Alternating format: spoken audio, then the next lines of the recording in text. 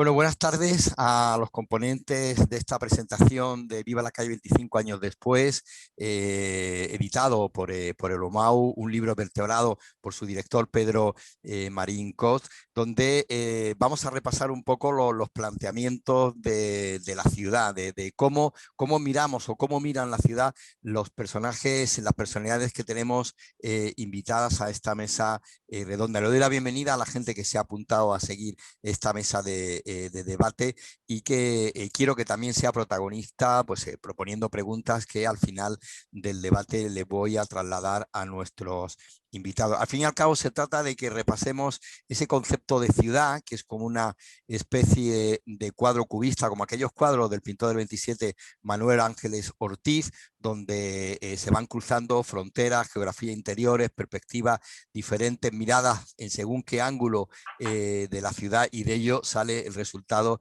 de ese espacio que habitamos y que compartimos, aunque a veces no estemos muy de acuerdo en qué habitamos y en qué compartimos. Para hablar de ello, de este tema, como decía, tenemos al director de Lomau, Pedro Marín Cos, tenemos a Amanda Romero, abogada y vecina del centro, tenemos a Luis Callejón, que hasta la esquina de antes de ayer era el director de AICOS, además también de arquitecto, como su colega Salvador Moreno Peralta, que se incorporará en breve con nosotros, y tenemos a Francisco Cantos, que es el responsable del distrito centro de Málaga. Con cada uno de ellos vamos a ir iniciando un poco sus argumentaciones dentro de este libro tan interesante, que es una radiografía en vivo y casi a pie de calle de la ciudad, y luego plantearemos las actualizaciones que muchos de sus argumentos tiene derivada de las exigencias y las problemáticas que han provocado la pandemia. Buenas tardes a todos, y espero que llevar bien el timón del debate y de la presentación, que nadie se me queje de los tiempos y que nadie tenga que decirle que abrevie para que todos estén dentro de este juego democrático de la palabra. Bien, comenzamos. Pedro, buenas tardes, bienvenido. Muchas gracias por armar este libro rompecabezas, rompeciudad, puzzle de Málaga. Cuéntanos un poco cuál es la génesis de este libro, cuya esencia, cuyo espíritu interesante es conjuntar una serie de diversidad de miradas de diferentes profesionales desde dentro de la ciudad para hablar de la ciudad. Muchas veces se habla de la ciudad desde fuera. Yo creo que uno de los buenos exponentes de este libro es que todos los que participan en él hablan desde dentro de la misma. Cuéntanos. Buenas tardes a todos. Bueno, realmente la génesis del libro, el libro en realidad es una segunda fase de este proyecto. La primera fase fueron la grabación de 35 vídeos a las 35 personas que han colaborado en el libro y que son gente muy diversa. Son vecinos, empresarios y comerciantes del centro histórico, urbanistas, gente que ha tenido que ver de alguna manera con los 25 años desde que se inició en el 94 la iniciativa Urban, ¿no? Y entre los 35 personas hay solo dos políticos, José Asenjo, que entonces era responsable del gobierno de Pedro Aparicio, que inició Urban, y el otro político es el actual alcalde Francisco de la Torre, que conoce perfectamente el proceso porque lo vivió primero como concejal de urbanismo y luego desde el año 2001 como alcalde. La idea, primero, de los vídeos y segundo del libro. El libro ha sido complicado porque se habían grabado cerca de 20 horas de vídeo de las 35 personas que participaron, y entrelazar las participaciones de las diferentes personas pues no fue nada fácil, ¿no? En un libro de 180 páginas, resumir 20 horas de vídeo sin que se repitan cuestiones, pues la verdad que fue un trabajo complicado, ¿no? Pero el objetivo tanto del vídeo como del libro era hacer una especie como de memoria histórica de este proceso, de cómo se había iniciado, de cómo era la Málaga de los años 90 y cómo es la Málaga actual, ¿no? Con el interludio del COVID en el último año, ¿no? Aquí a Salvador Moreno Peralta, que está probando. Salvador, se te escucha bien y se te ve bien. Si nos ves bien, te incorporas y contamos contigo. Estoy oyendo a Guillermo perfectamente. Ya ¿Nos veis? Perfectamente, Willy. Perfecto. Esto es vivir la ciudad de dentro, Pedro, Amanda, Luis, Paco. Bueno, Muy bien. Bienvenido, Salvador. Muchas gracias. Pedro, seguimos escuchándote. Sí. No, estaba comentando, ¿no?, que básicamente el proyecto, tanto los vídeos como el libro, es una especie de memoria histórica de cómo era la Málaga hace ya más de 25 años, ya cerca de 28 años, y cómo es ahora, cómo ha evolucionado, cuáles han sido los puntos fuertes de la recuperación del centro histórico y cuáles han sido los puntos débiles, que los hay, ¿no? Claramente, ¿no? Y a mí me gustaría también recordar cuáles eran los 6 puntos principales del PEPRI del año 90, que fueron también el eje de Urban, ¿no?, en un comienzo, ¿no? Y ahora os voy a leer someramente, porque son muy, muy cortos, pero eso nos da una idea de qué cosas se han cumplido, de esos objetivos, de esas metas que nos proponíamos, y cuáles se han dejado de lado y no se han cumplido, ¿no? El primer punto era la recuperación y conservación de la estructura urbana y su tipología edificatoria mediante procesos de rehabilitación. El segundo punto era el control de los procesos de renovación urbana en cuanto a la homogeneidad de sus principales parámetros, recuperando la continuidad perdida en el proceso edificatorio. El tercer aspecto era mantenimiento de la población existente y captación mediante actuaciones y procesos de renovación de nueva población en las áreas degradadas. El cuarto era controlar las actividades terciarias, revitalizando aquellas de uso tradicional. El quinto punto era mejorar la accesibilidad y circulaciones interiores, así como la permeabilidad entre las distintas piezas urbanas. Y el sexto y último punto era mejorar el medio ambiente y el paisaje urbano y la dotación de equipamientos públicos y privados como base fundamental para la revitalización de la zona. Parece claro que una parte se ha mejorado claramente, como es el espacio público, las infraestructuras, la pavimentación, el espacio peatonal, la edificación, eso está claro. También una parte de equipamientos comunitarios a nivel de ciudad, ¿no? Los museos, empezando por los museos, ¿no? Pero creo que está claro también que nos hemos dejado por el camino un cierto equilibrio en la morfología urbana, que ha sido claramente desplazada, ¿no? Y modificada en un sentido bastante profundo, ¿no? Por no hablar del comercio tradicional, ¿no? Y luego otra cuestión que yo creo que no hemos llegado a cumplir las metas es en mantener la población existente, incluso aumentar la población con gente joven, porque la población se ha visto reducida, se aumentó ligeramente entre el año 94 y el año 2006 aproximadamente, y a partir de 2006 empezó otra vez a decrecer, como sigue creciendo en la actualidad, con lo cual los procesos productivos que han dependido del proceso de transformación del centro histórico, en este sentido, han sido negativos respecto a las metas que nos habíamos propuesto inicialmente. Hablaremos de eso, Pedro, hablaremos de eso en el segundo bloque, donde os iré preguntando cosas, ¿no? De por qué a veces esos procesos no terminan de armarse bien del todo y qué pasa con las contrahuellas, ¿no? Porque como bien sabemos, ese espacio que hay entre un escalón y otro que es ascendente, que va subiendo hacia arriba en Málaga, da siempre la sensación de que se sube el escalón o que hemos subido varios escalones, pero nos hemos olvidado de las contrahuellas. Hablaremos también de eso. Bueno, pues en este debate sobre la intimidad de la ciudad, valga la redundancia o la paradoja, con la intimidad que se nos ve desde que estamos todos inmersos en los diálogos a través de las redes, a través de la intimidad de los despachos y de las casas, donde uno se desvela, al igual que estamos desvelando nuestra ciudad. Le voy a dar la palabra a Amanda Romero, ya la presenté antes como abogada, como una mujer muy activa dentro del tema del vecindario, que es habitante del centro histórico. Amanda, una de tus argumentaciones dentro del libro de Viva la Calle es la perspectiva crítica de cómo esa promesa de de conquistar los espacios públicos para crear nuevos vínculos o fortalecer o restablecer los lazos con los habitantes de esos barrios, se ha quedado en eso, en una promesa, y parece ser que al final esa paradoja ha sido crear nuevos espacios para gente de fuera, ¿no? Para el turismo, para el turista en concreto, ¿no, Amanda? Hola, ¿qué tal? Buenas tardes a todos en primer lugar. Bueno, me toca a mí abrir un poco el debate.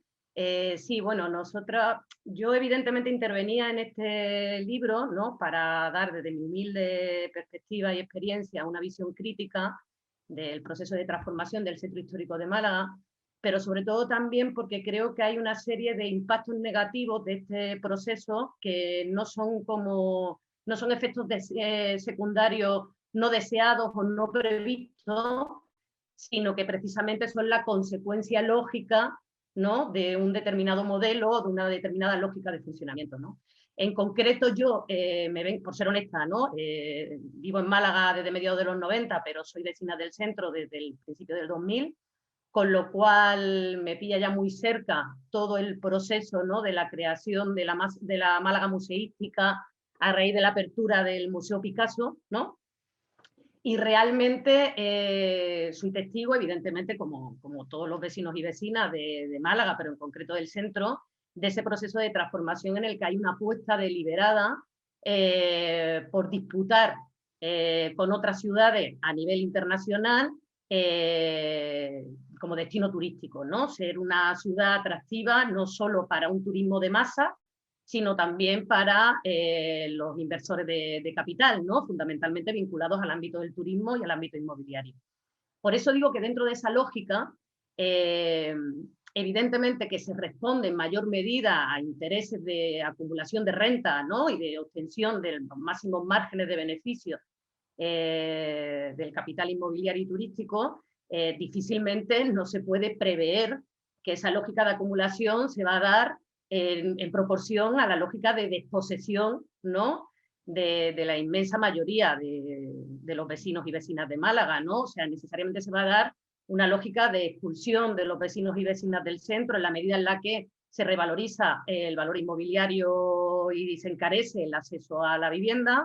Evidentemente también desde el momento en el que la vida empieza a hacerse más dificultosa, más insostenible, a medida que van desapareciendo los comercios de proximidad, y además no en una lógica de confrontación de intereses entre los vecinos o vecinas residentes y los comerciantes y pequeños hosteleros, ¿no?, sino al contrario, entre los vecinos, vecinas del centro, los pequeños comerciantes, los pequeños hosteleros, en contraposición a bueno, pues aquellas marcas o grandes empresas o grandes fondos de inversión que son realmente los que tienen la capacidad de optimizar y rentabilizar en términos económicos lo más posible esas mejoras, ¿no?, que fundamentalmente se llevan a cabo a costa del erario público, con consecuencia del dinero de todos y todas, pero cuyos beneficios no reportan en una distribución de esa riqueza en relación a la mayoría de los vecinos, vecinas y pequeños comerciantes y propietarios, sino precisamente en las pocas manos de siempre, ¿no?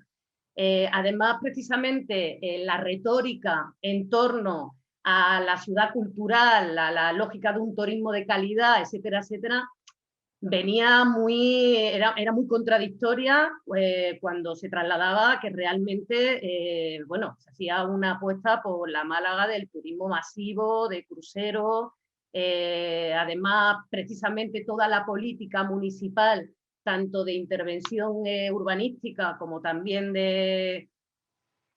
bueno, de planificación, si se le puede llamar planificación, de museística, ¿no?, o cultural, iba exclusivamente o en gran medida enfocada, de nuevo, a ser una ciudad atrayente al turismo y a ese capital, ¿no?, pasando incluso por encima o desoyendo los intereses de los propios ciudadanos y ciudadanas malagueñas, ¿no? De manera que al final parecemos como una especie de convidados de piedra en un parque temático, ¿no?, en el que realmente no solo no se tiene en cuenta cómo mejorar las condiciones de vida de los habitantes de la ciudad y garantizar además en aquellas situaciones en las que se produce una efectiva mejora del entramado urbano, de la mejora de la infraestructura y de los edificios del centro histórico, porque realmente no, desgraciadamente no siempre podemos hablar de rehabilitación, o sea, decir que eso redunde en una mejora de las condiciones de vida de los vecinos y las vecinas, no haya sido así, ¿no? Y que en definitiva realmente pues, podamos asistir no solo, como anunciaba Pedro, a un descenso de la población en el centro histórico, sino que realmente es una dinámica que continúa en la actualidad. O sea, yo creo que cualquier persona puede ser testigo de que empezamos a ser como una especie de... estamos en peligro de extinción, lo que somos los residentes del centro histórico. Incluso empieza a ser como tan claro, tan evidente y al mismo tiempo tan a todas luces la apuesta de que es incompatible el progreso, ¿no? El crecimiento en términos económicos del centro histórico, que está basado exclusivamente en el monocultivo de la hostelería y la hotelería, o sea, como que eso entra en conflicto con que el centro siga siendo considerado una zona residencial, es decir, los vecinos y las vecinas venimos como a entorpecer, ¿no? O a dificultar ese progreso económico que no consiste sino en seguir avanzando en esa acumulación de capital por parte de las mismas manos, ¿no? Entonces, desgraciadamente, en ese sentido, el centro en sí se está convirtiendo en un espacio sumamente hostil para el sostenimiento de la vida, ¿no? Y desgraciadamente resulta sumamente paradójico que el anuncio de que aumente el tramado de calles que se peatonalizan en una ciudad, que siempre es una noticia a celebrar, se acabe teniendo esa inquietud o esa desconfianza de que lo que va a posibilitar es aumentar las posibilidades de privatización del espacio público, fundamentalmente a través de las terrazas de los negocios hosteleros, ¿no? Entonces, bueno, ese es un poco, yo si quieres lo dejo aquí, no quiero, creo que va a ser mucho más rico cuando abramos el debate y a partir de ahí también con la participación del resto de ponentes y las preguntas que se puedan hacer desde el público, pues podamos aportar más allá de mi exposición primera. Muchas gracias. Amanda ha apuntado cosas que efectivamente hablaremos en el debate, ¿no? Esa condición de los habitantes del centro como figurantes. De hecho, la nueva actualidad a posterior del COVID, de las últimas informaciones de la actualidad municipalista en Málaga, da la sensación de que estamos viviendo en una especie de bienvenido a Mr. Marshall. Hoy corría por los móviles esa noticia de que la gente vuelve a salir a los balcones a las 8 de la tarde a aplaudirle a los turistas mientras nosotros estamos confinados, y el otro día escuchando al alcalde, al señor de la Torre, da la sensación de recordar aquella famosa intervención de Lola Flores en la boda de su hija Lolita, cuando dijo: si me queréis irse, que es un poco el irse de la ciudad vosotros para que vengan los turistas. Bueno, pero no todo ha sido malo y no todo tiene aristas negativas o con un lado oscuro, porque es verdad que en la introducción que hacía Pedro Marín hay una transformación muy importante en Málaga a raíz de la primera locomotora que viene a ser el Museo Picasso, que es la gran obra que se hace de recuperación de la calle Larios como un centro neurálgico para la vida de la ciudadanía, para el pequeño comercio tradicional y también para lo que luego va a ser, lo que muy bien ha apuntado tú, Amanda, el tema de la depredación de la franquicia,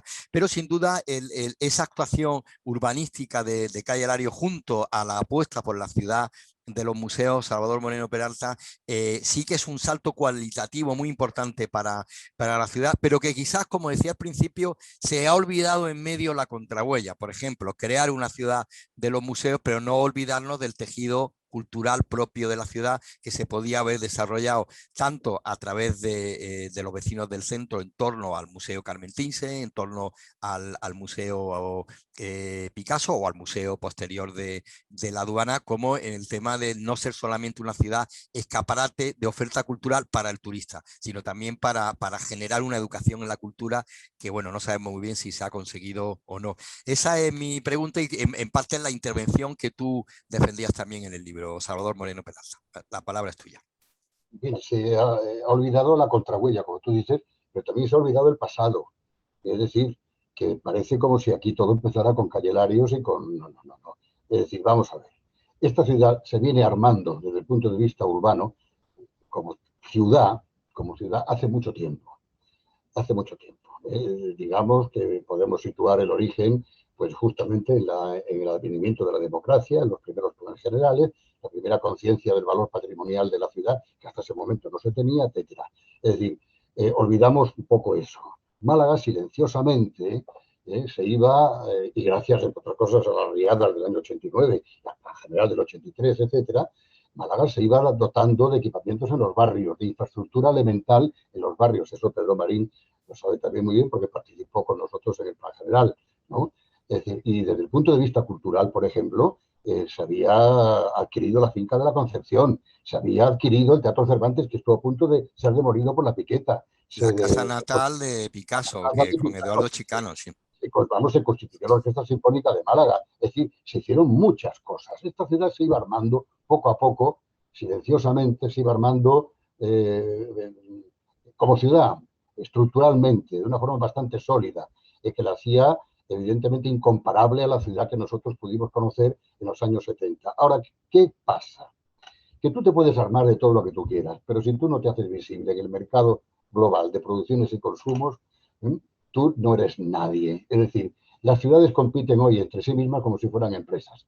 Las grandes ciudades globales como si fueran multinacionales y las pequeñas o medianas como si fueran pymes. Y lo importante de todo esto es el escaparate, el branding, la imagen de marca, el nicho de mercado nítido con el cual tú te ofreces al exterior. Y eso sí lo vio bien Paco de la Torre, el actual alcalde. Lo vio bien a partir de un fiasco, que fue el no nombramiento de la capitalidad cultural del 2016. Eso estuvo bien, eso fue, yo creo que la derrota fue el éxito, ¿no? ¿Por qué? Pues porque ya liberado del compromiso y las urgencias de tener que tener una serie de infraestructuras culturales preparadas para hacer frente al reto del 2016, ya lo podías hacer con más tranquilidad, ¿no? Y en ese momento el alcalde se da cuenta de que lo que importa es la visibilidad, el marketing, el branding. Y el branding, que de alguna manera estaba también formulado en el segundo plan estratégico de Málaga, es ciudad cultural. La ciudad cultural de alcance mediterráneo, no sé qué. Y entonces, ¿el branding qué consiste? Apuesta por los museos y apuesta por la marca Picasso. La marca Picasso es una marca de fábrica, una marca, digamos, pues un logotipo. Es un logotipo tan cierto y tan embustero como puede ser cualquier logotipo, ¿verdad? Pero eficaz, sin duda ninguna. Y es a partir de ese momento, y lo de los museos no está nada mal, porque, como decía muy bien Cabra de Luna, es decir, ante ciertas críticas que aparecieron con la sobrecarga, digamos, de museos. Pero usted, claro, aquí no se puede tener la Victoria de Samotracia, ni las Meninas, ni la Venus de Milo. Pero sí, este tipo de museos franquiciados, yo no estoy en contra de ellos. Puede tener sus luces y sus sombras, ¿verdad? Pero la pregunta que hay que hacerse es lo siguiente: ¿está mejor Málaga con museos o sin museos? Yo creo que está mejor con museos. Y a partir de aquí se puede montar verdaderamente algo, ¿no? Y bien, de repente, esa ciudad que, como te digo, se iba armando sólidamente hacía muchísimo tiempo, es descubierta. Nos descubren como Colón descubrió a los indios taínos. Y de repente, pues se dan cuenta de que, oye, de que hay una ciudad que no existía porque era la capital de la Costa del Sol y eso era Torremolinos, y de repente aparece ahora y se adscribe y irrumpe en el circo de las ciudades globales. Las ciudades globales que se basan en turismo, en el trípode productivo de las grandes ciudades globales en este sentido, que es el turismo, sin duda ninguna, el 11% del PIB mundial, en las tecnologías de la información y de la investigación, etcétera, y por supuesto, y en la cultura. Y de repente Málaga es el último recién llegado, el último descubierto. Por consiguiente, se pone de moda. Y al ponerse de moda, pues ya tenemos esto. Entonces ya tenemos la ciudad colocada en el mapa, con sus luces y sus sombras. Las sombras las acaba de anunciar muy bien Amanda, y todos lo sabemos, y ahora hablaremos también de ellas. Pero esta es, digamos, la cronología de los hechos. Luego, evidentemente hay operaciones urbanísticas francamente afortunadas en la ciudad, que está en la mente de todas, y ahora hablaremos, y que permiten, entre otras cosas, descubrir una potencialidad patrimonial que Málaga tenía, pero que la tenía totalmente oculta. Málaga, ten en cuenta que tenía que competir con 3 ciudades alrededor, que son 3 patrimonios de la humanidad, caramba. Es decir, 3 ciudades que han sido capitales en alguna ocasión de su historia. La Córdoba Omeya, la Granada Nazarí y la Sevilla o la Cádiz, incluso capital, digamos, de las Américas, pues tienen lógicamente la calidad monumental y el patrimonio monumental que se corresponde con esa función de capitalidad. Pero Málaga nunca fue capital de nada, la capital de la Costa del Sol, y eso era un eslogan de los años 60, ¿no?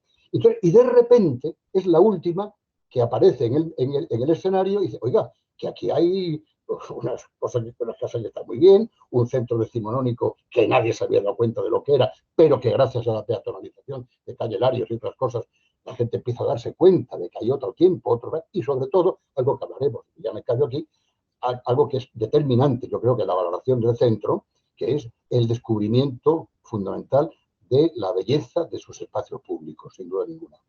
Lo dejo Muy aquí. bien, yo creo, estupendo, Salvador. Creo que incluso Salvador nos ha dado una primicia desde los muchos años que yo lo conozco, que es que él mismo se calla a sí mismo. Normalmente siempre hay que decirle, Salvador, porque tiene un verbo elocuente y culto y enriquecedor y siempre interesante. Salvador, tú has terminado diciendo lo de la capital de la Costa del Sol y eso no me sirve casi de puente para dirigirme en busca de Luis Callejón, arquitecto, un hombre del mundo del turismo que, como decía antes, fuera de que nuestros espectadores, oyentes se sumasen a nuestra mesa de presentación y debate, hasta la página de anteayer ha estado liderando el sector de hotelero en Málaga. Cuando tú decías capital Costa del Sol, una de las cosas que también ha sabido armar esta ciudad desde finales de los 80 o mejor dicho de principios de los 90 ha sido dotar a la ciudad de una oferta hotelera que no estuviese diseminada exclusivamente en la costa, como además muy bien sabe por familia Luis Callejón. En ese momento de poner Málaga en el mapa del turismo cultural, pasamos de una buena oferta turística, una oferta de calidad media alta, lo que yo le llamo el turismo de clase media competitivo, pero de repente con la hipertrofia del turismo, Luis, en el libro tú también hablas de cómo se desajusta con ese boom, con esa fiebre de los edificios de viviendas turísticas. De hecho, esta misma semana el ayuntamiento ha autorizado la construcción de 21 viviendas turistas en otro inmueble del centro histórico. De nuevo, Amanda, otro parte del escenario para el turista, más Lola Flores, y algo que yo también he peleado en la medida que he podido, que es el tema de los apartamentos turísticos en viviendas vecinales, con toda la controversia que lleva la falta de regulación. Luis, ¿tú cómo has vivido el sector hotelero esa especie de doble cara, ¿no? Una cara positiva de boom, un boom muy interesante de inversión en hoteles muy competitivos en esa clase media alta, con de repente esa fragmentación de la oferta hotelera, donde la competencia no sé si ha sido leal o desleal del todo? Bueno, en primer lugar, saludar a todos. Gracias por invitarme. Y Salvador, completamente de acuerdo con tu planteamiento y tu enfoque de ciudad. Completamente de acuerdo. Tú sabes que te escucho y te sigo y soy partidario de tus opiniones. En este punto, y siguiendo con la línea que tú me comentas, Guillermo, te comento. ¿Qué pasa? La iniciativa empresarial va muy por delante de la iniciativa administrativa. ¿Qué quiere decir eso? Que yo planteo negocios que no son capaces los funcionarios de asumirlos. Y son básicos y tienen que entrar a jugar. Forman parte del juego. Yo entiendo que las viviendas con fines turísticos, porque hay que destacar y hay que subrayar la diferencia entre unas cosas y otras, ¿vale? Apartamentos turísticos llevan reglado desde el año 75 en Andalucía. No hemos dado un problema, nadie nos ha... Hemos estado en el centro en tipo complejo, hay en tipo conjunto, no en tipo complejo. Es decir, que edificios enteros destinados a apartamentos turísticos. Los sueltos no han tenido cabida, ¿vale? Pero las viviendas con fines turísticos es un modelo nuevo que vienen para una economía colaborativa, supuestamente, en el cual se piensa en esa persona, en esa mujer viuda que tiene la casa medio vacía y que por qué no le puede dar servicio a esos turistas que puedan venir y hacen un favor doble. Dan riqueza a esa señora, le mantienen sus instalaciones y puede seguir viviendo. Eso es un error, eso no ha ocurrido así.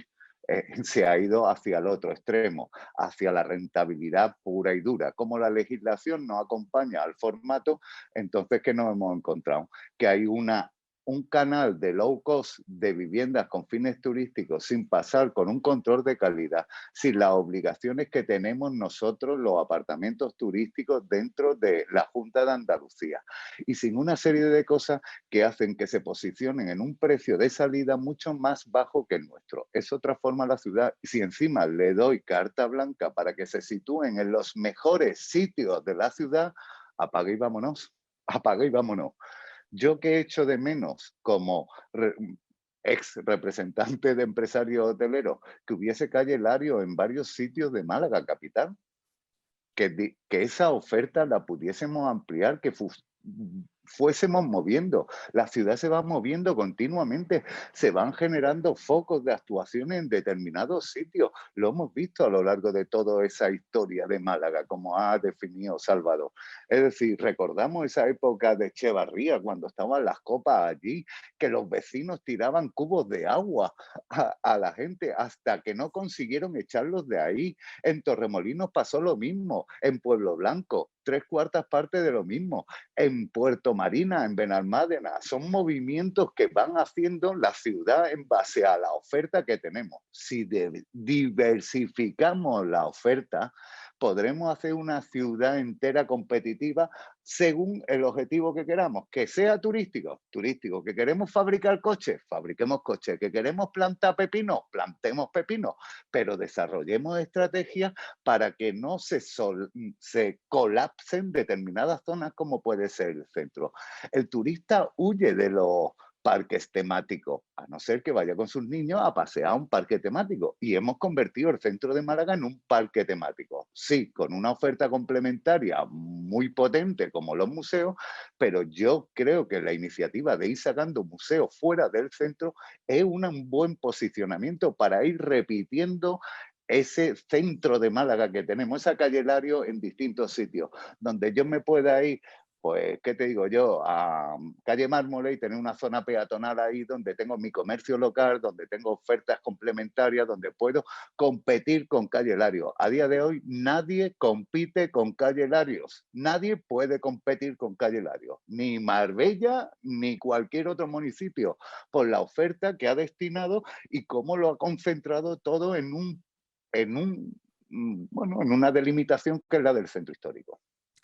Muchas gracias, Luis. Efectivamente, eso era uno de los temas que bien saben tanto Pedro como Salvador, que era uno de los proyectos que se debatieron en el plan estratégico de Málaga en el año 93, ¿no? La ciudad policéntrica, ¿no? Y de hecho ha habido varios intentos, como ha sido toda la prolongación del nuevo paseo marítimo del Pacífico, ¿no? Hacia la zona de la térmica, que no ha terminado de funcionar o que de momento no funciona. Pero es verdad, como ese título de esa magnífica película de cine negro, La ciudad se mueve, Luis, con eso me voy a dirigir a Francisco Cantos, porque en eso de que la ciudad se mueve, Francisco, el centro en parte, también dentro del centro, se hace como una especie de reflejo de sí mismo. Esa calle Lario a la que aludía Luis Callejón, en cierto modo, a través de una intervención más municipalista que real, lo digo por el nombre al que voy a aludir ahora, es el Soho, ¿no? El Soho se fabrica como Soho cuando los ojos nunca se fabrican.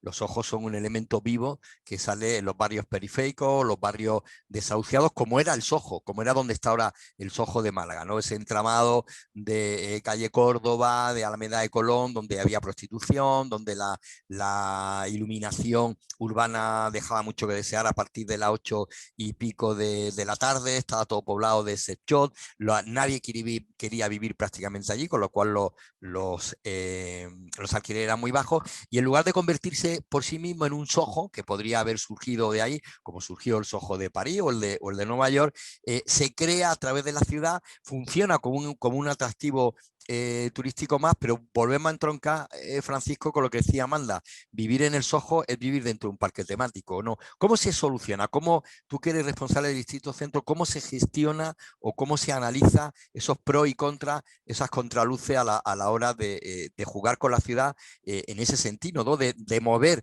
diferentes centros alrededor del centro? Buenas tardes a todos y a todas. Bueno, pues efectivamente estábamos quizás centrándonos en una realidad que era de murallas hacia adentro, con lo cual el territorio estaba muy definido y muy comprimido. Hay una necesidad de hacer más grande el concepto de centro histórico, porque lo es. Cuando salimos fuera de los arrabales, cuando atravesamos la muralla, encontramos dos realidades. La experiencia del ensanche Heredia del Sojo, que ya es una realidad, y la experiencia que va a ser a corto plazo también la parte de arrabales de carretería, que está por desarrollar con un proyecto también muy interesante y de participación ciudadana, igual que el Sojo. Y obedecen a programas de cofinanciación europea donde el requisito imprescindible, como bien conocéis, es la participación.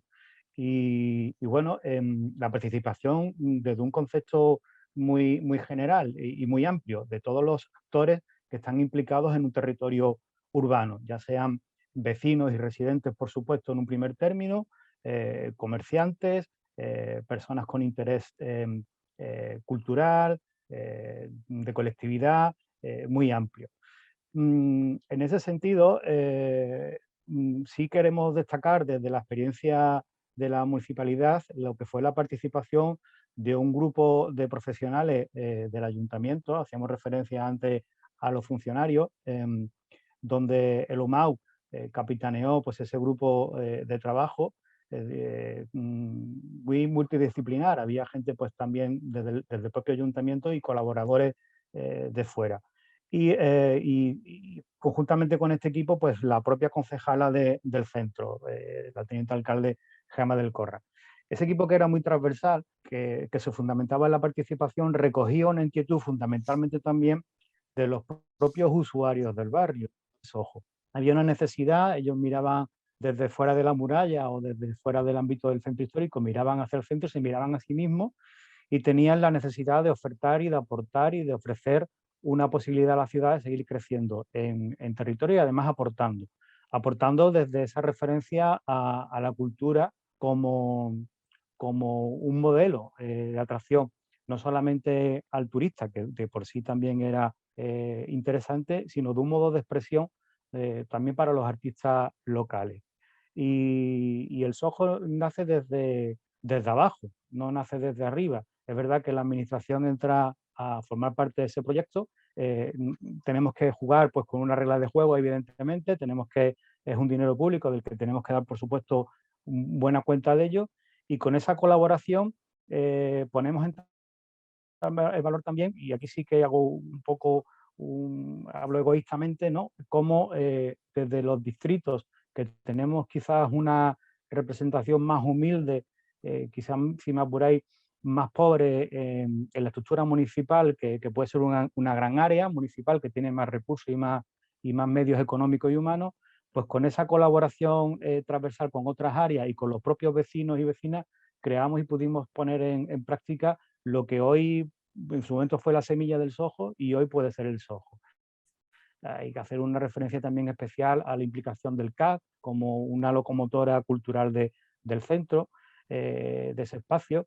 Y en definitiva es una experiencia, desde nuestro punto de vista, muy positiva en lo profesional, a nivel interno desde la administración y en el ámbito de la participación y de lo que ha quedado. Creo que hemos puesto, si decíamos antes que se puso a Málaga en el mapa, hemos puesto al ensanche Heredia y al Soho en el mapa de lo local, que estaba pues muy oculto y muy oscuro, como tú hacías referencia, Guillermo, antes. Y Sí, ese sin duda, modelo sí. un poco, perdón, decía que ese Sí. modelo es un poco el que ahora, de cara a seguir creciendo fuera de la muralla, en los arrabales, en carretería también estamos desarrollando. En el entorno, perdón, en Lagunilla. En Lagunilla, sí, sin duda, además recupera para la ciudad un territorio desahuciado como había estado. De verdad que me gustó la expresión que utilizó Saúl Moreno Peralta de ir armando, ¿no? La ciudad se va armando en el tiempo. Sé que ahora el siguiente proyecto, no solamente Lagunilla, sino también carreterías, de terminar de desarrollar carretería, incluso ya os estáis metiendo en la parte de ollería, en la trastienda de ollería, ¿no? Donde se han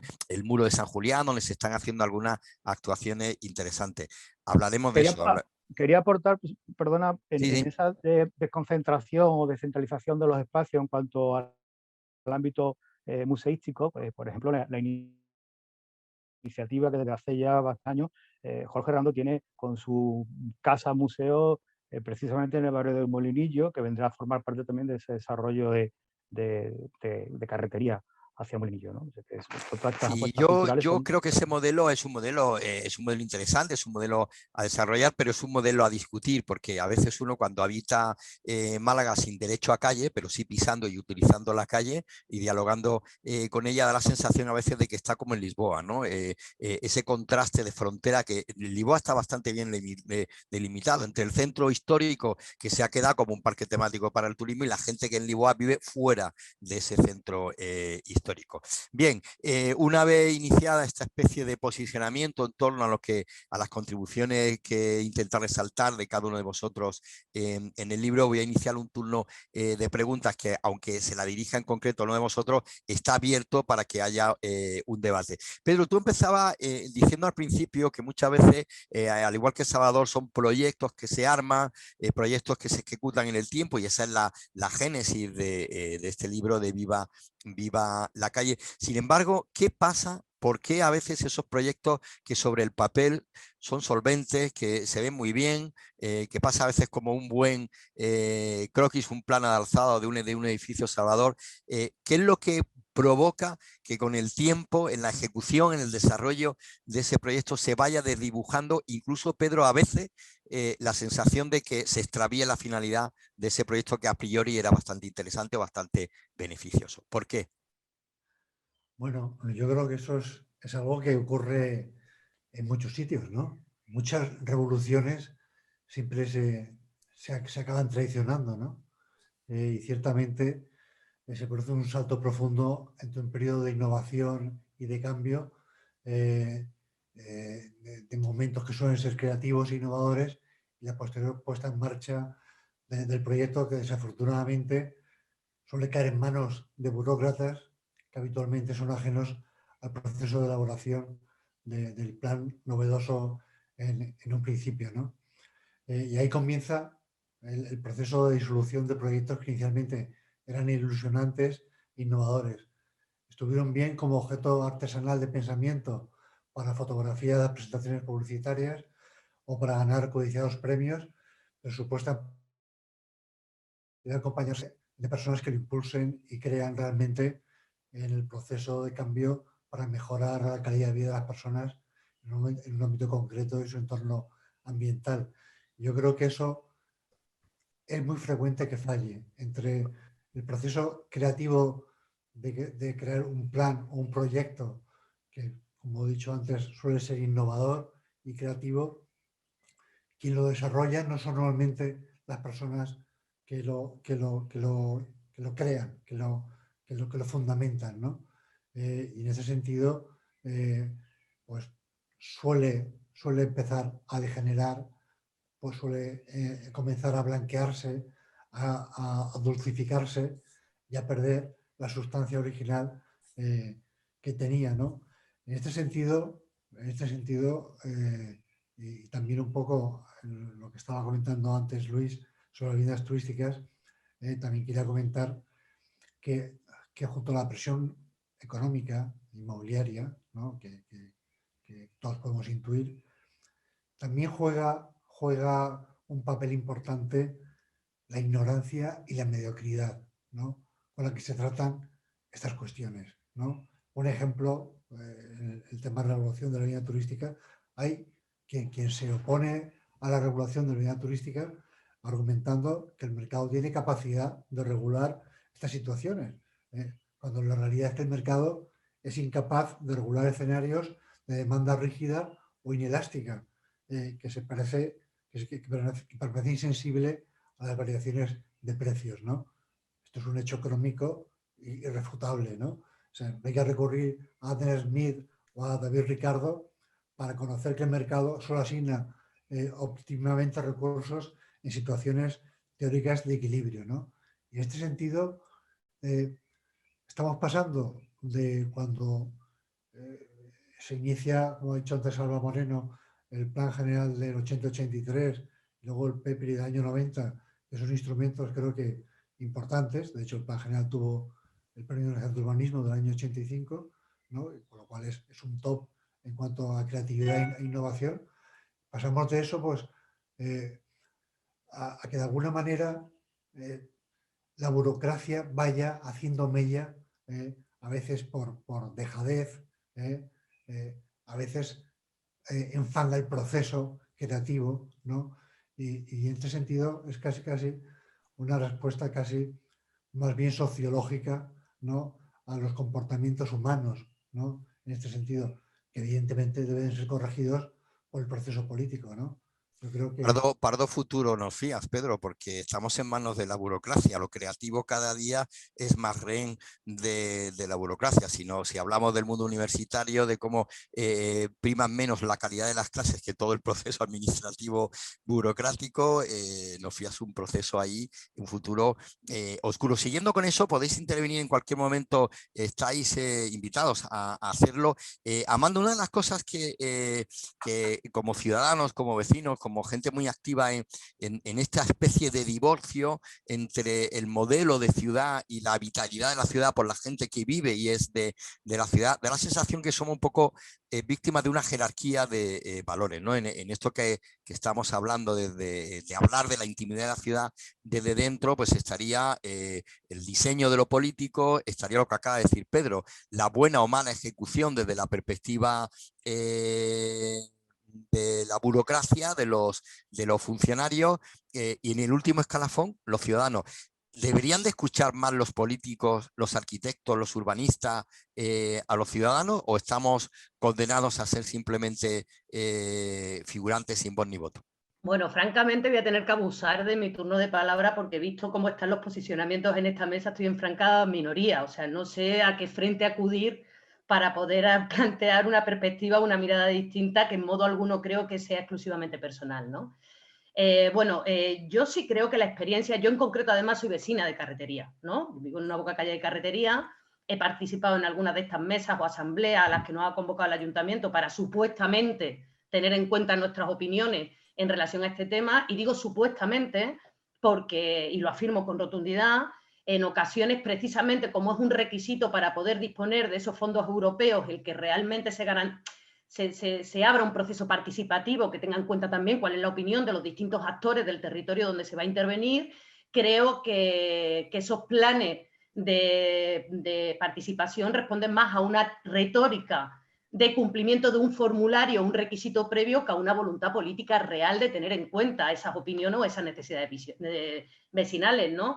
Y a los hechos me remito. Difícilmente, salvo en cuestiones muy matizables, y a no ser que sean modificaciones que se han tenido que producir por una presión real ciudadana, difiere mucho el plan original al plan final, aún habiendo pasado por un proceso aparentemente participativo que normalmente se queda en recoger esas opiniones, pero que en modo alguno luego tiene ningún tipo de influencia en el plan definitivo, ¿no? O sea, ese proceso participativo en modo alguno es real. Es como se pervierte en términos de la participación, como cuando se habla de sostenibilidad, etcétera, etcétera, pero que en modo alguno, ya digo, obedece más a una retórica que a una voluntad política de hacerlo real, ¿no? Para mí, por ejemplo, yo creo que, con todo el respeto, Salvador, has definido muy bien cuál es la política de este ayuntamiento en relación a la ciudad marca, ¿no? De Málaga, ¿no?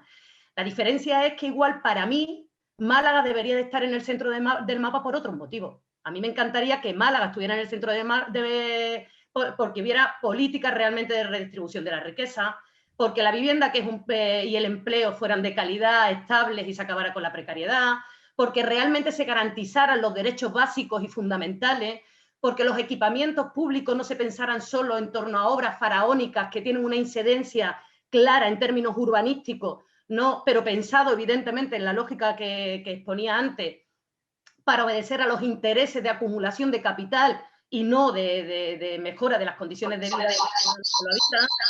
En consecuencia, yo quiero que Málaga, al igual que el resto de ciudades, tenga el mapa con otra serie de objetivos, ¿no? O porque responden evidentemente a una lógica y a unos intereses que no dejan de ser los intereses de la mayoría. En consecuencia, claro, que pongo en jaque y que critico los efectos negativos, insisto, deliberados y lógicos de ese tipo de políticas, ¿no? Y a los hechos me remito, es decir, pensar que existe una posibilidad de explotación de los recursos de una ciudad como si esos recursos no fueran finitos, empezando por los recursos hídricos, por la generación de residuos, empezando por una cuestión de equilibrio climático, ¿no? En ese sentido. Me parece, con todo lo respeto, una absoluta irresponsabilidad, ¿no? Y pienso que cuando se habla realmente de diversificar el sistema productivo, de que realmente podamos tener otras posibilidades de consecución de recursos que no se sostengan exclusivamente en el turismo y sobre todo en este turismo de masa, lo que no podemos hablar es de diversificar ese sistema productivo ampliando el mismo modelo a otros barrios de la ciudad. O sea, lo que se plantea de intervención en Lagunillas, lo que se plantea de remodelación en relación a carretería es expandir ese modelo, que es absolutamente depredador. Hablaremos de eso, Amanda, porque no Solo un momento, Guillermo, solo un dato. Sí. Para cualquier persona realmente, yo conozco a muchas personas, me muevo mucho, por ejemplo, en Lagunillas. En Lagunillas hay mucha vida, hay un tejido vecinal muy interesante, hay muchos proyectos que además ahora se están coordinando en red, tanto a nivel comercial como de movimiento de vecinos, y precisamente la intervención que se proyecta sobre ese barrio vuelve a ser una proyección ideada desde arriba, solo y no atendiendo a los intereses o a cómo promocionar o dignificar o hacer más fuertes esos lazos y esos tejidos vecinales que sostienen la vida del barrio, ¿no? O cómo mejorar en un momento determinado o dinamizar la economía de ese barrio, sino todo lo contrario. Probablemente esa intervención que se basa en la misma lógica de esas intervenciones que se han producido en otros espacios, empezando por el Soho, ¿no? Lo que va a hacer es boicotear, dinamitar, dificultar, más si cabe, ese entramado que hace sostenible la vida ahora mismo en ese barrio, evidentemente sin negar las enormes dificultades y nivel de deterioro importante que tiene en términos urbanos, ¿no? Muy Pero bien, incluso... hablaremos pronto en otra mesa a la que estás invitada dentro de una semana sobre ese tema, sobre el tema de si se escucha o no a la ciudadanía en el tema de los modelos urbanísticos. Es verdad lo que apuntas está muy bien. Lo que decía Francisco Cantos de proyectar el paradigma del Soho en Lagunilla es exportar el modelo Soho y hacer otro Soho artificial en Lagunilla, cuando Lagunilla ahora mismo realmente se está generando como un auténtico Soho que nace de manera espontánea. Salvador, con todo lo que estamos hablando y con lo que... Perdón, Guillermo, pero yo creo que entonces no se me ha entendido bien en absoluto. Aparte, además, creo que Amanda está haciendo afirmaciones de un proyecto que todavía ni conocemos, porque está en desarrollo ahora mismo, donde las mesas de participación han sido, y está aquí Pedro Marín de Lomau, han sido abiertas a las inscripciones de aquellos agentes sociales que han estado interesados y donde además no hay presencia de ningún político, es solamente técnica.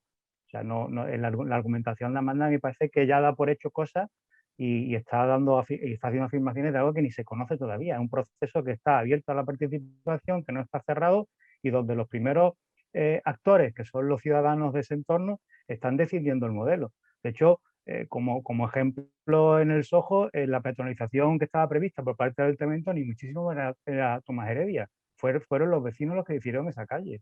El Ayuntamiento tenía previsto otras. Bueno, pues bienvenida a tu aportación, porque efectivamente le estamos dando vida de debate participativo a esta presentación. Muchas gracias, Francisco. Tenemos una pregunta de una persona que nos está siguiendo, José Damián Ruiz, que nos pregunta si Málaga es inclusiva. Después de preguntar, vamos a intentar acceder a 2 o 3 preguntas de la gente que nos está siguiendo. Salvador, ¿a ti no te preocupa que con ese modelo de que Málaga se había colocado en el mapa, con la ciudad de los museos, con esta revitalización de ciudad logotipo, ¿no? Me hubiese gustado escuchar a lo mejor, Pedro, en el libro a un crítico de ese modelo del logo como Rogelio López Cuenca, ¿no? Que dice que aquí estamos un poco pervertidos por el fantasma de Picasso, lo mismo que los granadinos lo están por Lorca, ¿no? ¿No corre Málaga el peligro, Salvador, de que se haga realidad el famoso poema de Alexandre y en lugar de que un soplo de eternidad te destruya, un soplo de logotipo te destruya? Es que ya lo ha hecho, vamos a ver. Primero, perdona una matización, la incorrección de haberme incorporado el último y no saludado a mis contertulios. Por favor, estoy encantado de participar. Perdonar por no haberlo hecho. Bueno, vamos a ver, tengo que reclamar mi condición de persona mayor y por consiguiente remitirme a un pasado que se ha olvidado, ¿no? Es decir, efectivamente el centro de Málaga, la centralidad histórica de Málaga es mucho mayor que lo que es más que lo que contiene la calle Carretería y Álamos, ¿no? la llamada almendra central, la Medina musulmana. Bien, la centralidad estaba en Trinidad Perchel. Trinidad Perchel era también centro. Y Trinidad Perchel se hizo en el año 78. Y lo que se hizo con Trinidad Perchel fue el intento de seguir manteniendo un hábitat determinado con una participación vecinal. ¿Cómo participación vecinal? Cuando la participación vecinal era en serio, caramba, y el movimiento vecinal tenía una fuerza enorme. Y entonces, ahí, ¿qué es lo que se hizo? Se intentó que el modelo tipológico de las casas de vecinos, de los corrales, que estaban deslegitimadas por el hecho de su sobredensificación, pero no por su propia tipología, porque, al contrario, propiciaban un modelo de vida en común que era francamente interesante, la vida mediterránea en definitiva, eso los propios agentes públicos que lo promovieron se lo cargaron y lo abortaron cuando no se ha hecho prácticamente ni un tercio de lo que realmente se tenía que hacer ahí. Ha tenido que ser el propio vecindario que está ahí, el propio vecindario autóctono, porque una de las formas que hubo de cargárselo es meter gente no autóctona, pero eso no quiere decir que haya una segregación, sino lo que no se puede hacer es meter ahí lumpen, porque esto es exactamente el proceso típico de la gentrificación. Cógete un barrio central, degrádalo, métele la droga, bájale el precio y en ese momento erradicas a la población, lo mandas a la palmilla y metes ahí a población de artistas, etc. Y tienes un barrio cool. Ahí teníamos un claro ejemplo de gentrificación. ¿Qué ha pasado? Que con el tiempo la gente que consiguió vivir en unas casas patio que hicieron unos arquitectos jóvenes en aquel momento que eran estupendas, pues han dado lugar pues cosas como por ejemplo el Corralón de Santa Sofía, que vosotros conocéis, y bueno, y ahora resulta que motu propio y de una forma casi que espontánea, pues que se hacen cruces de mayo y que vuelven otra vez las costumbres tradicionales. Pero lo mismo ocurre con el barrio que acabáis de mencionar de Lagunillas. En Lagunillas, a bombo y platillo, la Junta de Andalucía, el Ayuntamiento de Málaga anuncian el plan de rehabilitación del área de reforma interior de Lagunillas, San Rafael y La Goleta. ¿Dónde está ese plan? En un cajón. ¿Por qué? Porque no interesaba nada. Ese plan no eran, como han llamado todos los periodistas de una forma sintética, las tecnocasas. ¡Qué tontería! Tecnocasas eran viviendas sencillamente para jóvenes, adelantándonos 15 años al tema de la residencia y el trabajo. Pero era un plan tremendamente complejo, donde se asistía a inmigrantes, se asistía a la población existente, a la autóctona, etcétera. Es decir, seguir manteniendo ciudad, que es, vamos, ese es el capital fijo que tenemos. Lo otro es una impostura que está llamada a desaparecer, a consumirse, a agostarse en su propia contingencia. Es decir, si el centro histórico no se sigue manteniendo con una componente importante de ciudad, y la ciudad es diversidad, es hábitat, es vecinos, es escuelas, es la gente jugando en la calle, es relaciones, son peleas, para entendernos, eso es ciudad. Si falta eso, entonces es una pura impostura. ¿Por qué le llaman a esto ciudad histórica si lo que están llamando es consumo? Esto es puro consumo, esto es aglomeración. Cuando decía Luis una cosa interesante, de lo de extender la idea del turística hacia otros sitios. Ahí, Luis, fíjate bien, yo creo que lo que hay que extender hacia otros lugares de Málaga es la cultura, esa cultura que se ha impostado sencillamente como un puro producto, como un puro producto comercial. Vamos entonces a extenderla, no el modelo turístico del centro, porque entonces sería horroroso, acabaríamos absolutamente con todo. Si algo bueno tiene lo que ha podido ocurrir con la centralidad, con el centro sobredensificado, etcétera, es, bueno, haber puesto el acento sobre una ciudad que estaba olvidada. Entonces, ahora ya esta ciudad puede ser objeto de interés, puede ser objeto de inversión, puede ser objeto de la atención de operadores, puede ser objeto de la residencia. La gente está descubriendo que vivir en Málaga, y Málaga no es solamente la ciudad, sino toda su área metropolitana y su provincia, es algo francamente interesante. Entonces se puede dar la paradoja de utilizar la energía, digamos, y la notoriedad, mejor dicho, que el centro ha podido suministrarle con esto. ¿Para qué? Para algo que habéis anunciado vosotros y que lo habéis expresado muy bien, para extenderlo precisamente por el resto de la ciudad. Y se daría la paradoja de que el centro, lastimosamente, se inmole para beneficiar precisamente a su periferia. Tú has hablado hace un momento de la térmica, por ejemplo, has hablado de la tabacalera, la caja blanca, etcétera. Bueno, al menos yo no tengo la solución para que vuelva la gente a vivir en el centro turistificado. No la tengo, sinceramente. Ahora bien, si por lo menos eso pueda servir para que la ciudad en su conjunto aumente de nivel, pero aumente de nivel cualitativo, como ciudad culta, como ciudad inclusiva, como ciudad inteligente. Eso ya daríamos por bien servido, lógicamente, los costes colaterales terribles que ha tenido la turistificación del centro, que significa otra cosa que la expulsión de su población. Os preguntaré sobre eso al final, pero lo que ha dicho es precisamente uno de los modelos de ese intento de extender la oferta cultural como elemento de transformación de un barrio, no solamente ha sido la térmica, que no la ha conseguido del todo, pero bueno, son procesos que requieren su tiempo. Está el modelo del museo ruso en una zona que, por responderle en cierto modo a la pregunta de José Damián, sería una manera de hacerlo inclusivo, de incluir ese barrio dentro de la nueva remodelación de la ciudad y ha chocado con una serie de distribución urbanística que allí es muy difícil pues, dedicar los locales que hay alrededor de esa zona pues, para que haya restaurantes o que haya bares, porque son casas prácticamente de vivienda cerrada con bajo imposible de destinarlo a otro oficio. Luis, ¿qué pasa cuando el turismo se gripa? Simplemente pues por esta pandemia que es la que lo ha gripado, y me gustaría saber tu opinión con ese fenómeno que últimamente cada vez cala más en Málaga y que a mí me tiene muy sorprendido. El sueño, el síndrome del turismo de élite, del turismo de mucho dinero frente al modelo que yo creo que es el modelo que ahora más que nunca precisamente Málaga necesitaría apoyos por parte de la Junta de Andalucía, por parte de la Administración, por parte del Ayuntamiento, que era por el que te preguntaba al principio, ¿no? El turismo de clase media, esos hoteles de 3, 4 estrellas que son los que realmente promueven el turismo de gente nacional o de gente que viene de fuera. De repente nos olvidamos de este turismo que es un motor económico, que lo ha sido y que debería de ser el motor de revitalización económica después de esta crisis, y apostamos por una utopía del turismo de élite, aunque sea cargándonos el patrimonio del paisaje, que es uno de los debates que hay en torno a ese Tomahawk en medio de la bahía. El turismo de élite necesita un complemento especial. No vale cualquier sitio para el turismo de élite.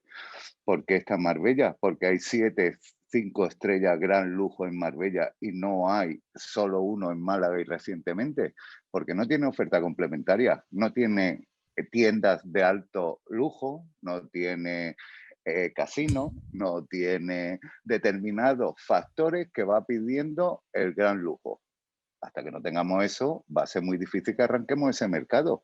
Ese mercado necesita su complemento especial, no quiere aglomeraciones, no va buscando el a codazos conseguir una cerveza en Calle Lario, no va de esa historia. Y si no nos centramos en qué quiere el cliente para darle esa cobertura, va a ser complicado.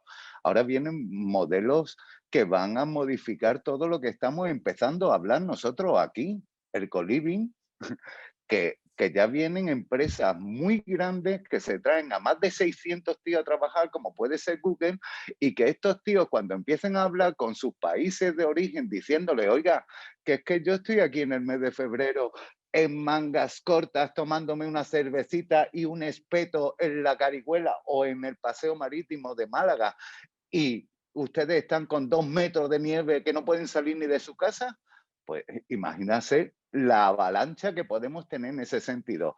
¿Qué freno tenemos? La legislación. Que la legislación a día de hoy no consiente que tengamos aquí a personas trabajando sin que aporten, aunque tengan su centro de trabajo en Berlín, o que lo tengan en Dinamarca, o que lo tengan en Londres, o que lo tengan donde sea, pero tienen que computar aquí y allí. Eso ya no es rentable. Luego, fuera esa opción temporalmente por ahora.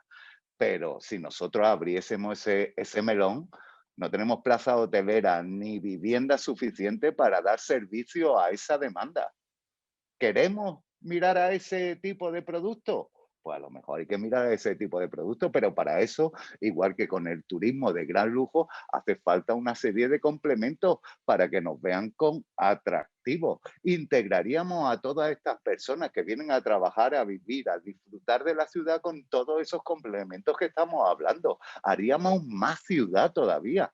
Daríamos más potencialidad a esas zonas residenciales que queremos salvar o que queremos darle un poquito más de visión. Y obviamente veremos cómo esa zona de lujo se va a ir moviendo alrededor de los establecimientos que dan esa categoría. Es decir, para mí, yo creo que un futuro de zona de lujo va a ser la Malagueta. ¿Por qué? Porque ya está ahí puesto los primeros cimientos, que es un hotel GL. Eso arrastra, arrastra. Y si somos lo suficientemente hábiles para ponerle alrededor ofertas complementarias de su agrado o que lo vean interesante, aparte de toda la oferta museística que tenemos, que es de alto nivel, creo que podremos ganar ese tipo de cliente y podemos focalizarlo. Pero como ya digo, si yo tengo que hacer ahora modificaciones en un plan general para ver cómo puedo meter los co-living o cómo puedo hacer determinadas cosas, mínimo son 10 años de tramitación. Eso es inviable. Eso es inviable. Vuelvo a hacer hincapié. La empresa, las iniciativas empresariales van muy por delante de la burocracia y eso hace que no avancemos o que torpeemos a la hora de desarrollar infraestructuras que podrían ser beneficiosas para todos. Porque de lo que estamos hablando es que el que vive en Málaga, en el centro, pues se pueda beneficiar también y su trabajo dependa un poco del sector turístico, a lo mejor no, pero un abogado depende del sector turístico, un arquitecto depende del sector turístico en esta provincia. Todos dependemos del sector turístico. ¿Que lo queremos cambiar? Vale, pero busquemos en qué fórmula lo vamos a cambiar. Esa, Porque yo a mis esa, esa. camareros no los puedo cambiar, no son ingenieros aeronáuticos, ¿vale? Claro, esa es la clave, porque miedo me da tu propuesta de que ahora se extienda ese modelo a la zona esta de la Malagueta, donde aquí todavía empezamos ya un poco a sentirnos centro histórico, porque aquí El lujo, Guillermo, el lujo, tranquilo. la vivienda turística ya está, de hecho aquí, me imagino que sabéis que hay muchos propietarios de vivienda en los pisos vecinales que se alquilan un piso en carretera de Cádiz para alquilar para el turismo el piso de la Malagueta porque tienen la playa cerca. Y de hecho vas al supermercado del barrio y ya no sabes muy bien si estás en la 1, si estás en París o estás en Nueva York. O sea, miedo me da porque a ese paso lo mismo que han expulsado los vecinos del centro, nos expulsan a los vecinos de la Malagueta. Luis, eso es lo que le quiero trasladar a Francisco Cantós. ¿Cómo desde la administración, Francisco, ese diseño de ciudad, que es verdad, Málaga vive del turismo, vive del turismo cultural, quiere vivir de un turismo con un poder adquisitivo, que hasta ahora es un turismo de poder adquisitivo medio y de hecho los apartamentos turísticos lo que fomentan no es un turismo muy competitivo a nivel adquisitivo, porque hay gente que desayuna y come en el Guillermo, piso. vivienda con fines turísticos. Viviendas con fines turísticos. Bien, bien apuntado, Luis. ¿Cómo desde la administración, Francisco, se puede conseguir ese equilibrio? Porque es un equilibrio necesario para que no ocurra, pues lo que decía antes Amanda, que hablábamos, esa jerarquización, esa expulsión de los ciudadanos y al final que seamos todos, pues eso, componentes de segundo orden en una ciudad que lo que quiere es seguir viviendo de un motor, que es el motor turístico que tiene, porque se ha olvidado de otro, como fue cuando hablaba Salvador de la ciudad armada, el proyecto fantástico del parque tecnológico, del cual parece ser que las administraciones se han olvidado. ¿Hay un punto de equilibrio? ¿Hay un talón de Aquiles en los dos o estamos condenados a no entenderlo, Francisco? Bueno, por partes, vamos a ver, el sector productivo de la ciudad no se centra exclusivamente en el sector turístico. Creo que esa afirmación no sería lo correcto tampoco. Hay una intencionalidad y hay unos hechos evidentes por parte del ayuntamiento en las nuevas tecnologías bueno, y en el sector pues eso, pues del dimensionamiento que pueden tener todas las nuevas tecnologías como startup, como ciudad. Por un lado. Después, por otro lado, también entiendo que hoy toca el debate a nivel interno como ciudadanos, como residentes, pero todos también nos ponemos nuestro traje de turista y salimos a hacer turismo a otras grandes ciudades y estamos viendo otras experiencias, si no iguales, muy similares. O sea, esto no es algo exclusivo de la ciudad de Málaga. Evidentemente es lo que nos afecta, lo que nos preocupa y sobre eso tenemos que seguir avanzando. Y en cuanto a la pregunta en concreto, pues evidentemente y más en las viviendas turísticas, como bien apuntaba Luis, es un problema de regularización de normativa que trasciende al ayuntamiento, no es una competencia de una ordenanza municipal. Por encima hay una legislación autonómica y sobre la que hay que trabajar. Ahora hay una predisposición, se anunciaba recientemente medidas a tomar sobre esa nueva legislación y ahí hay que seguir dando avances desde la experiencia acumulada. Evidentemente es un sector pues que quizás no ha estado lo bien regulado que debería de estar, y hay muchas lagunas y hay que mucha asignatura pendiente, pero insisto, no es solamente una competencia del ámbito local, es más bien de la autonomía, ¿no? Nosotros tendremos una ordenanza en base a una legislación primero. Bien, muy bien, muchas gracias, Francisco. Os voy a hacer una última pregunta para luego lanzaros algunas de las preguntas que están proponiendo aquí las personas que nos están siguiendo. En cierto modo, esto que acá... Sí, Perdona, Amanda, sí. te pedí el turno hace un ratito. Ay, perdona, no te he visto, discúlpame. Una cuestión, ¿no? Digo, me sorprende cómo parece como a partes iguales se hace un análisis compartido sobre el fracaso de un modelo, ¿no? Y a la par, las recetas que vuelven a ponerse sobre la mesa se sustentan exactamente en el mismo modelo, ¿no? Es decir, si ya sabemos cuáles son las consecuencias de la implementación de un modelo de estas características, que supone necesariamente el encarecimiento de la vivienda, la expulsión de los vecinos, etcétera, etcétera, lo que no podemos es volver a insistir en esa misma receta, ¿no? O sea, es decir, como que intentemos en la medida de lo posible poder generar al menos unos mínimos consensos que nos permitan poder analizar de forma crítica, luego ya cada cual desde su posicionamiento y posiblemente desde un conflicto no resoluble, porque hay intereses que son completamente contrapuestos, deberemos de abordarlo, pero no podemos estar pivotando todo el rato desde el análisis de las consecuencias desastrosas y absolutamente dramáticas en términos para la vida de mucha gente, ¿no? O sea, hay un verdadero problema, no solo de expulsión del centro, sino de imposibilidad de acceso a una vivienda digna por muchísimas familias en esta ciudad. Y se da la paradoja, y con esto termino, pero por poner un ejemplo, hay realidades muy duras y muy dramáticas, vitales, detrás de los damnificados de este tipo de modelos, ¿no? Se da la paradoja, por ejemplo, de que el propio ayuntamiento, aunque no es que sean muy cuantiosas, pero dispone de un plan de ayuda al alquiler para personas que tienen dificultades de acceso a la vivienda, y no existe ninguna vivienda que esté disponible para alquilarla, aun pagando el ayuntamiento la renta durante 3 años. Es decir, sí. A eso me refiero cuando también pongamos nombre a cuáles son las consecuencias para la vida de la gente de este tipo de modelos, ¿no? Y que cuando hagamos apuestas en términos que proyectan una imagen de una Málaga con un turismo de lujo o la posibilidad de intervención y de remodelación de una zona urbana concreta, seamos conscientes de a dónde estamos mirando o a qué intereses son a los que estamos respondiendo, ¿no? Pero que también, evidentemente, seamos conscientes de cuáles son las consecuencias y el impacto negativo que va a tener para los propios vecinos, ¿no? Muy bien apuntado, Amanda, porque de hecho eso tiene que ver, tú estás hablando de otro paradigma que ha ocurrido con ese momento de hipertrofia turístico, que ha sido la expulsión de la gente, no del centro a la periferia, sino a la periferia de la periferia. Ha habido gente que se ha tenido que ir a vivir a Campanillas porque era donde tenía unos alquileres mucho más asequibles que incluso en carretera de Cádiz, donde también habían subido los precios. Y tu intervención tiene que ver precisamente con la pregunta final que yo os quería lanzar mientras escojo un par de preguntas de los espectadores.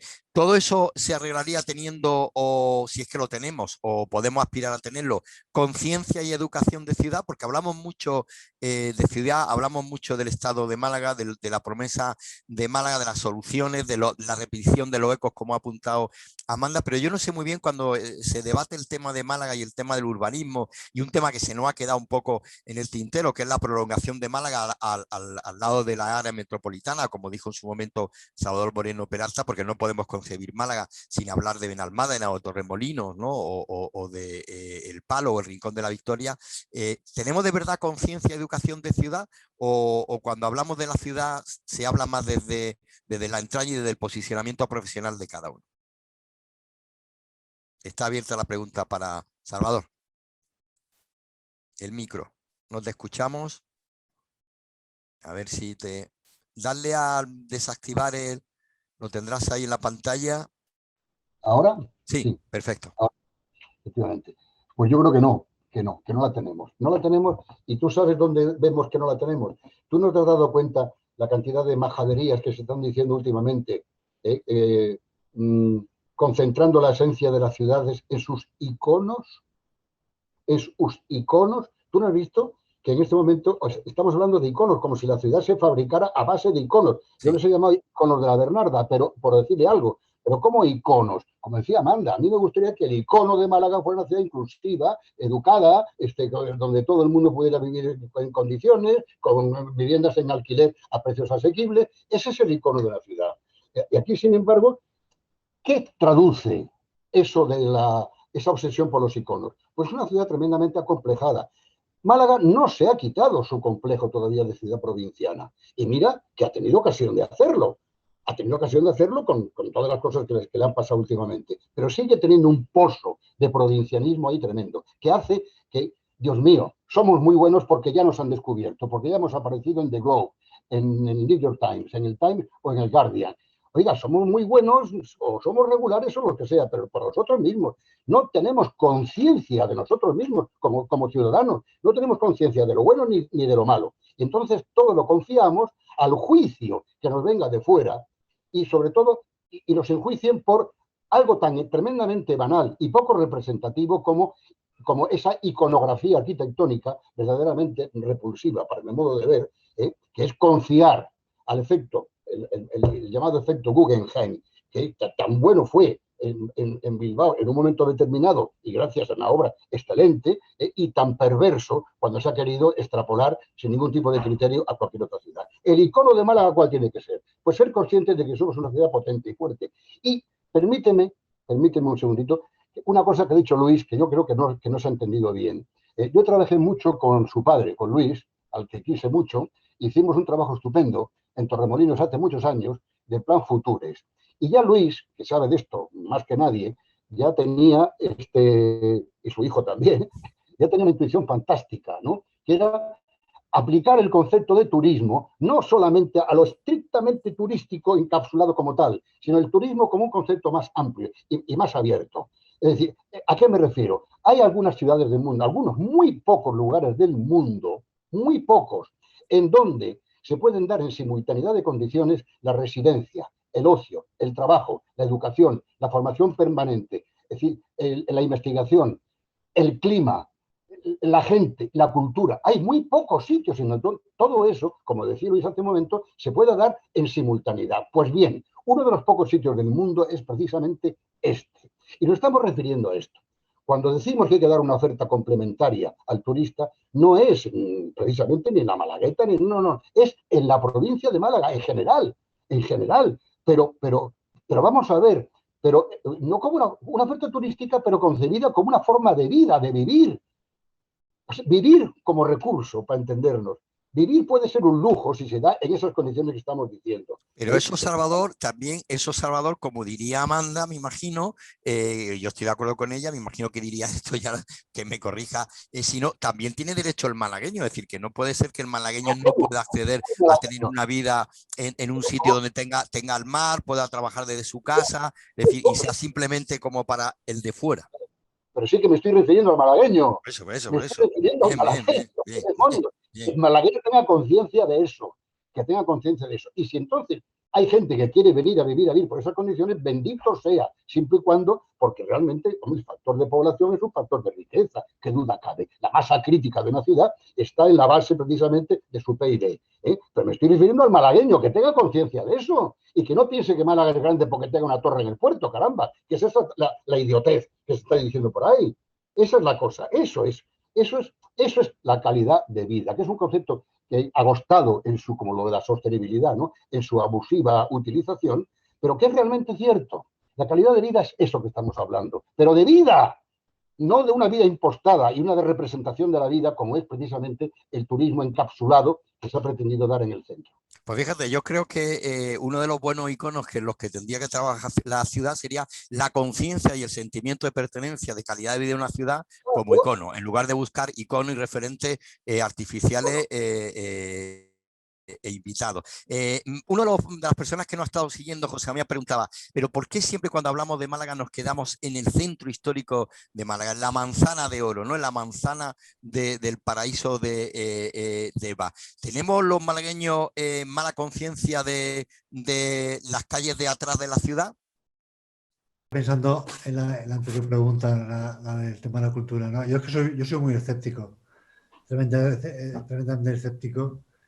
Me parece que estamos en una travesía por el desierto, sin capacidad de reacción y perdiendo oportunidades de dar al reset, ¿no? Y recuperar, como con los ordenadores se estropean o no funcionan bien, ¿no? Le das al reset y lo vamos a empezar. Tuvimos la oportunidad cuando empezó la crisis de 2008, hace 13 años y ahora tenemos una oportunidad con la crisis sanitaria, el COVID, la crisis económica y social consiguiente, ¿no? Creo que deberíamos apostar por fomentar un equilibrio productivo basado, por supuesto, en el turismo, porque es algo que es inherente a Málaga, pero diversificándolo en la medida de lo posible a otras fuentes, como por ejemplo, se ha visto ahora durante el COVID que la industria agroalimentaria ha salido exitosa en sus exportaciones, ¿no? Pero yo creo que fundamentalmente debemos impulsar políticas innovadoras. Innovadoras, y a veces las políticas innovadoras son rupturistas y totalmente diferentes a las políticas neoliberales y conservadoras, ¿no? Que están fuera de su tiempo. Yo ayer asistí a una reunión de ciudades punteras en España, organizadas en torno a la agenda urbana, ¿no? Y hay ciudades que están haciendo cosas muy novedosas y muy diferentes. De que se duermen los laureles en un tiempo como el actual, que todo pasa muy rápidamente, pagan las consecuencias, ¿no? Y yo creo que en este sentido las políticas innovadoras o las cogemos rápidamente, ¿no? O vamos a perder el relevo. Muy bien, muchas gracias, Pedro. Amanda, en ese tipo de política innovadora, una de las cosas que habría que abordar y que la pandemia nos está demandando y que incluso ya hay muchos urbanistas que están trabajando en ese sentido, es también el medio ambiente, más espacios abiertos, más espacios verdes en los barrios, muchos de los cuales se ha quedado pues como un adornito de un pequeño parquecito, pero no se fomenta la oxigenación del barrio en cierto modo, ¿no? A ver, de nuevo volvemos otra vez a si acudimos a la cuestión medioambiental como una cuestión retórica o realmente atendemos a esa cuestión, ¿no?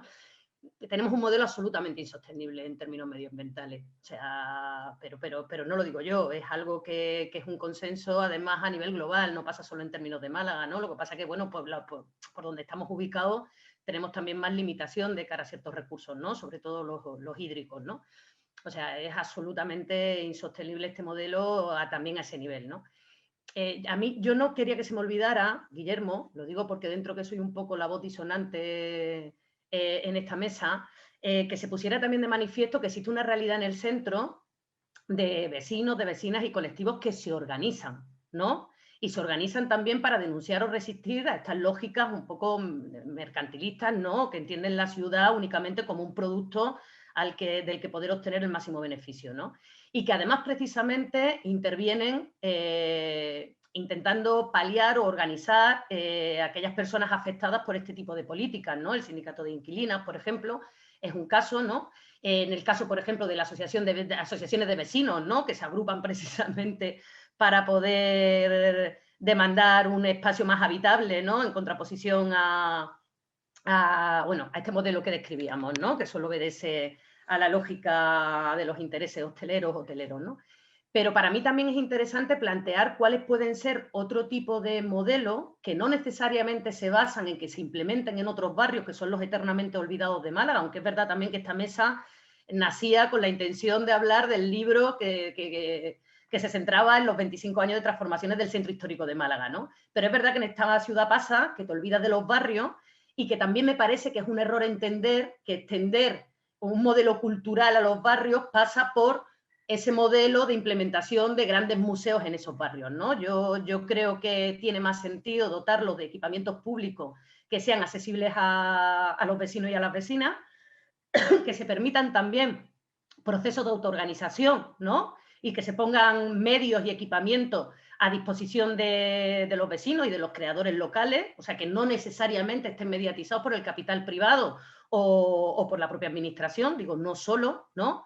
Y evidentemente en ese sentido existen ejemplos, ¿no? De que existe, no es el único, no significa que tenga que ser un modelo de referencia en todo momento y lugar, pero sí desde luego un otro modelo que hace posible esa posibilidad de autoorganización ciudadana y de plantear una lógica de relación que ponga en el centro pues los cuidados, el entramado de apoyo mutuo entre vecinos, que cuando hablamos de los que vienen de fuera separemos el que viene de fuera con poder adquisitivo del que viene a ganarse la vida, que también hay mucha población migrante en Málaga que no deja de ser vecino y vecina de Málaga porque su origen sea el de otro país, ¿no? Hacemos ciudad la gente que la habitamos, evidentemente, y que creo que es importante mirar a ese tipo de experiencias también, dar voz a ese tipo de organizaciones también que están poniendo en el centro otro tipo de valores, porque no se trata solo de hablar de una educación en torno a la ciudad, ¿no?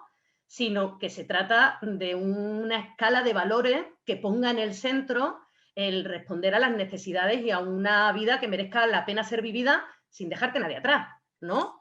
O sea, para todo el mundo. Efectivamente. De hecho, por ejemplo, uno de los temas que no hemos tocado y que casi a lo mejor Pedro merecería otra mesa es el tema de las barreras arquitectónicas en la ciudad y sobre todo en el centro histórico, donde hay mucha consulta de médicos y personas mayores o personas incapacitadas lo tienen muy difícil.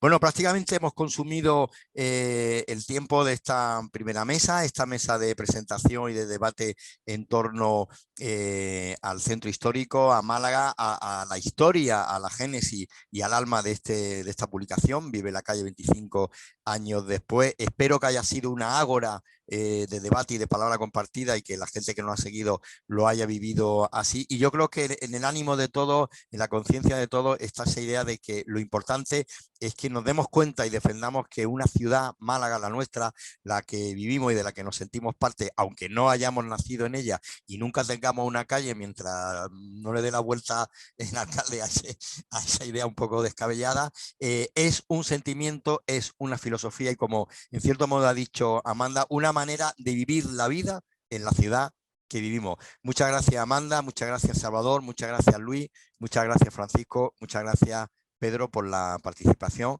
Buena noche, buena Semana Santa y buen centro histórico. Gracias, buenas noches.